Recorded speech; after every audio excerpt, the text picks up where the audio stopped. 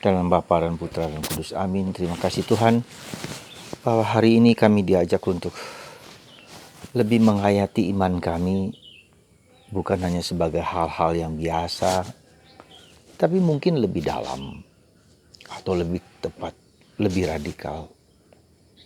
Semoga Roh Kudus-Mu membangkitkan dalam hati banyak orang untuk menjalankan dan mengikuti Engkau, Putra-Mu, dengan lebih sungguh-sungguh, lebih serius.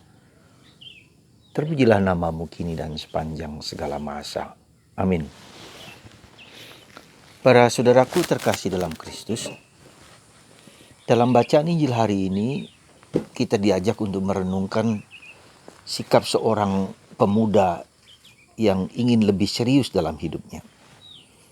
Dia datang kepada Yesus dan bertanya, bagaimana aku bisa memiliki hidup, memasuki hidup yang lebih dalam? Yesus mengatakan 10 perintah Allah. Oh, sudah kujalankan katanya. Kalau engkau ingin lebih sempurna, jualah hartamu dan bagikan kepada orang-orang kecil. Tetapi si orang kaya itu, pemuda kaya itu pergi meninggalkan Yesus karena hartanya banyak. Saudaraku terkasih dalam Kristus, dalam hidup kita sebagai orang Katolik, kita semua biasa-biasa saja mengikuti Yesus.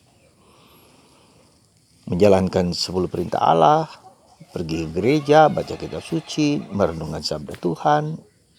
Katolik yang biasa. Tidak ekstrem kiri, tidak ekstrem kanan.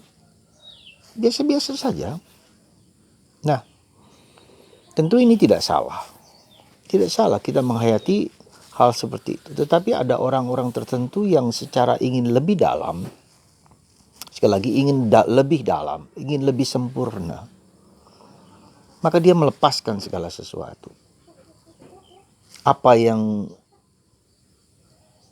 dia miliki, melepaskan hartanya, melepaskan bahkan hidupnya, seperti halnya dengan para rasul, melepaskan segala yang mereka inginkan dan mengikuti Yesus. Dan sabda hari ini juga diikuti oleh Santo Fransiskus Assisi, melepaskan segala sesuatu, meninggalkan kekayaannya, bahkan dia melepaskan bajunya sekalipun. Lalu dia pergi di hadapan uskup dan orang tuanya dengan telanjang. Ya. Apakah setiap orang memiliki panggilan yang sedemikian ekstrim, sedemikian radikal itu? Mungkin tidak juga. Karena tidak banyak orang yang ingin hidup radikal seperti Yesus, seperti Santo Fransiskus Assisi dan banyak orang lain. Santo Antonius dari padang gurun meninggalkan segala sesuatu dan tinggal di padang gurun. Dan banyak orang kudus lain yang bersikap demikian, yang ekstrim, yang mungkin radikal sekali. Saudaraku terkasih dalam Kristus, saya tidak mau mengadili apakah kehidupanku harus seperti mereka, seradikal itu, sesempurna itu. Mungkin juga tidak. Setiap orang memiliki panggilan, memiliki suara hati yang mungkin dia dengarkan dengan sungguh-sungguh, dia melihat dengan sungguh-sungguh, dan dia menjalankan itu dengan sungguh-sungguh pula. Jadi ketika Santa Teresa dari Calcutta yang hidup biasa saja sebagai suster, tapi ketika melihat setiap hari orang yang di pinggir jalan, yang hampir mati, orang yang tidak dipedulikan, bahkan dibuang, yang tidak diperhatikan, tidak dipelihara, tidak dijaga, dan seterusnya, muncul dalam hatinya dan sabda Yesus, itulah aku. Orang miskin, orang yang terlantar, itulah aku. Jadi ketika demikian maka dia keluar dari kongregasinya dan mulai melayani orang yang sungguh-sungguh diminta Yesus untuk melayaninya. Beberapa hari yang lalu saya mendengarkan seorang pastor Ignacio di Peru yang menyelamatkan anak-anak yang dibuang, dijual, supaya organ tubuhnya ditransplantasi ke orang lain. Dan dia mendapatkan semacam gambaran di kepalanya tentang anak itu yang akan dijual karena kemiskinan, dan anak itu cacat. Dan orang tuanya mau dijual saja dengan harga sekedar $25 pada waktu itu. Dia mencari, berusaha sedemikian rupa menemukan anak itu dan menemukan anak itu. Tetapi itu hidupnya berbahaya karena ada sindikat mafia yang memang demikian melakukan hal tersebut. Bahkan nyawanya hampir mati ketika diserang oleh orang-orang yang tidak suka dengan karya pelayanan dia. Mengagumkan, ya. Meski dia nyawanya hampir mati, tetapi dia merawat anak-anak yang dibuang, yang tidak dipedulikan karena kemiskinan, karena berbagai macam hal. Pastor Ignacio ini disebut Bunda Kalkuta dari Peru. Masih banyak lain orang-orang yang punya sentuhan roh Allah, roh Yesus dalam hatinya. Dan demikian juga dengan hidup kita. Sejauh mana kita mau menjawab dengan radikal, dengan sungguh-sungguh apa yang disabdakan oleh Yesus. Kita mau mendengarkan atau tidak. Itulah kuncinya menurut saya. Jadi tidak bisa dipaksakan bahwa orang harus seperti hidup seradikal itu. Ya. Dan ketika orang hidup seperti seradikal itu, misalnya dia tinggal di biara suster yang tertutup, kontemplatif, yang tidak keluar, melepaskan segala sesuatu, ya, tidak melayani di luar, hanya di dalam. Itu pun belum cukup, karena belum juga, meskipun dia meninggalkan secara fisik, tetapi batinnya ya, bisa saja dipenuhi dengan pikiran-pikiran yang macam-macam. Jadi kita harus melepaskan ego kita, ya, melepaskan kehendak kita sendiri untuk masuk ke dalam kehendak Tuhan. Kita dipanggil juga untuk memasuki batin kita yang terdalam, untuk membersihkan batin kita supaya kita sungguh-sungguh bisa sekehendak, sepikiran dengan Yesus. Dan saya kira itu yang mungkin perlu kita garap dan kita olah.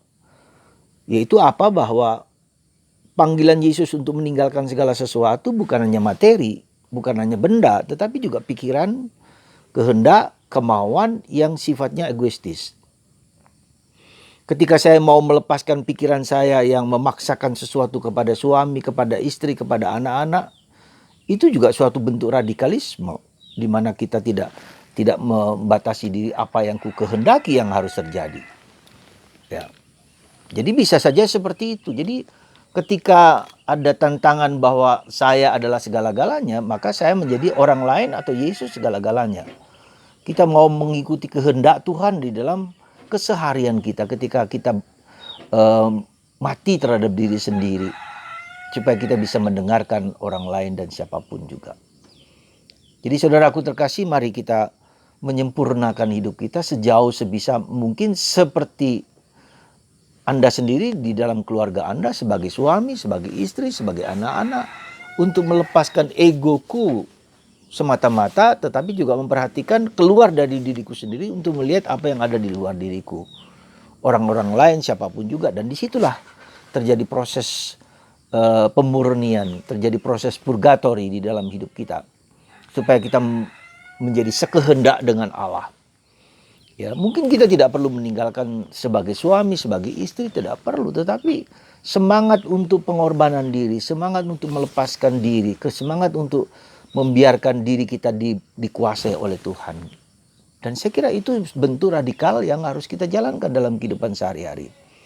Ya, semoga kita semakin mengerti apa yang Tuhan Yesus kehendaki untuk menjadi sempurna, yaitu dengan melepaskan bukan hanya materi tetapi kehendak, kesombongan, keangkuhan, harga diriku, ya.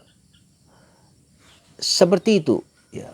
Iri hati, cemburu, dosa-dosa lain, kesombongan, keangkuhan, kemalasan, itu semua adalah bentuk di mana saya mengorbankan diri, saya menyalibkan diri untuk orang lain. Dan kalau seperti itu, saya kira bisa saja Anda tetap sebagai suami, sebagai istri, sebagai orang pengusaha, terhadap siapapun juga. Dan itu bentuk pengorbanan seperti itu, bentuk radikalisme di dalam hidup kita untuk mendengarkan kehendak Tuhan dimanapun, kapanpun. Sejauh kita mampu dan sejauh kita bisa. Ya, semoga kita semua tergerak untuk membagikan bukan hanya materi, sekali lagi, membagikan apa yang kita miliki itu kepada orang lain, ya. Berbagi, sharing, ya. Dan mati terhadap egoku, ya, supaya bisa memahami dan memasuki hati orang lain dan hati Allah. Semoga Anda semua dan kita semua mendengarkan kehendak Tuhan lebih daripada kehendakku sendiri dan kehendak kelompokku, dan kita mendengarkan sungguh-sungguh tawaran Tuhan menjadi sempurna seperti Bapamu sempurna adanya. Tuhan memberkati Anda semua, menguatkan Anda dan berani melepaskan apa yang berharga yang harus dilepaskan demi Tuhan, demi kemuliaan Tuhan dan kebaikan orang-orang yang ada di sekitar kita. Lepaskan ego kita, lepaskan kehendak kita yang hanya mementingkan keinginan dan diri sendiri. Tuhan memberkati Anda. Dan bagi Anda yang sakit disembuhkan oleh berkat Tuhan ini, Bapa, Putra, dan Roh Kudus. Amin.